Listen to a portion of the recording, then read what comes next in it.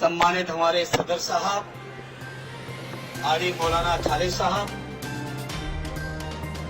और सभी संगठनों के, मैं समझता हूं सभी हमारे सम्मानित पूरे देश में जितने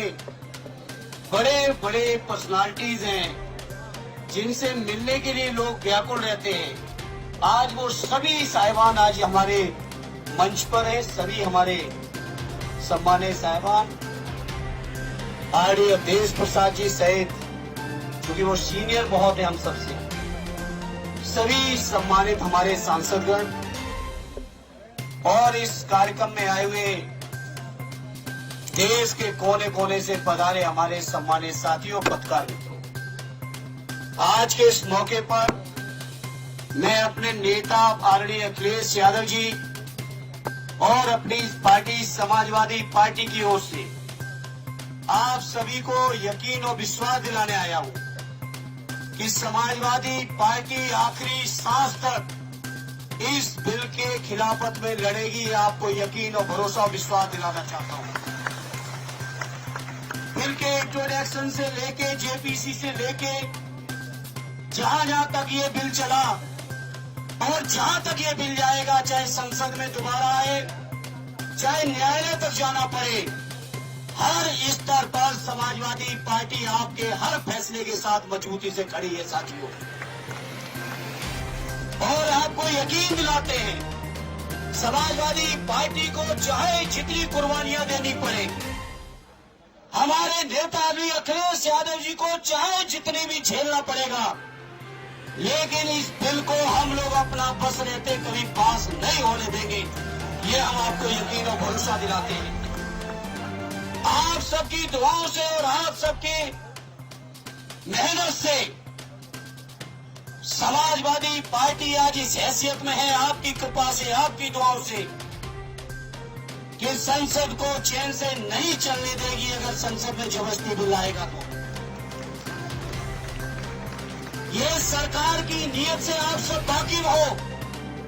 ये सरकार किसी भी तरह से जो हमारे मुसलमान भाइयों के, हमारे बुजुर्गों ने जो जमीनें वक्फ किए हैं, चाहे इबादत गाहों के लिए किए हो, चाहे शिक्षण संस्थानों के लिए किए हो, चाहे कब्रिस्तानों के लिए की हो, चाहे समाज की और तमाम जरूरतों के लिए की हो, उनकी जो नीयत थी वो करने की जमीन की, उस नीयत के खिलाफ जाके सरकार जमीन कब्जा करना चाहती है। सरकार को पता है कि रेल और रक्षा के बाद अगर सबसे ज्यादा कई जमीनें हैं तो हमारे वक्फ बोर्डों के पास है। ये बीजेपी के लोग जो देश के अंदर नफरत फैला रहे हैं, देश के अंदर लोगों को चैन से नहीं रहने देना चाहते हैं, देश के अंदर हमारे मुसलमान भाइयों के हर स्तर पर हमला कर रहे हैं, चाहे उनके शिक्षण संस्थान हो, चाहे उनका रोजगार हो, व्यापार हो। अब तो हद हो गई जब उनके द्वारा वक्फ की हुई जमीनों पर भी इनकी नीयत है। तो मैं आदरणीय अखिलेश यादव जी की ओर से, समाजवादियों की ओर से आप सबको यकीन दिलाता हूं, हर स्तर का संघर्ष करेंगे, इस बिल को वापस करा के छोड़ेंगे। ये मैं आप सभी को यकीन और विश्वास दिलाना चाहता हूं। मैं आज के इस मौके पर मैं सलूट करता हूं देश की आवाम को। हमारे उत्तर प्रदेश की जो सरकार थी, देश की जो सरकार थी, इसकी नीयत नहीं थी कि होली और जुमे के दिन कहीं अमन चैन रह पाए। लेकिन मैं सलाम करता हूं देश की आवाम को कि लोगों ने जो भाईचारा, जो मोहब्बत, जो आपस में एकता प्यार दिखाया है, उससे सरकार की नीयत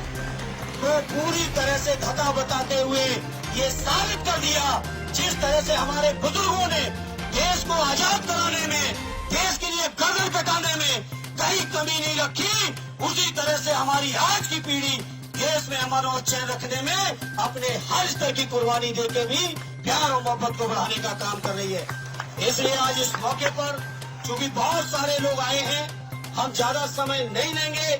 इस मौके पर मुझसे पर्सनल लॉ बोर्ड के आरडी खालिद साहब से लेके मौलाना उस्मानी साहब से लेके सभी सम्मानित पदाधिकारियों का मैं शुक्रगुजार हूं कि उन्होंने मुझे मौका दिया अपनी बात को रखने का, और इतने आवाम के बीच देश की मीडिया के सामने एक बार फिर आदरणीय अखिलेश यादव जी की ओर से आपको यकीन दिलाते हुए, चाहे जितनी कुर्बानी देनी पड़ेगी, चाहे जितना संघर्ष करना पड़ेगा, चाहे जितनी लड़ाई लड़नी पड़ेगी, लेकिन उसको लड़ते हुए हम अपने मुसलमान भाइयों की वक्फ की जमीनों को सरकार के हवाले नहीं होने देंगे। ये आपको यकीन, विश्वास और भरोसा दिलाते हुए एक बार फिर सबका शुक्रिया अदा करते हुए अपनी बात को विराम देता हूँ। जय हिंद, जय भारत, जय समाजवाद।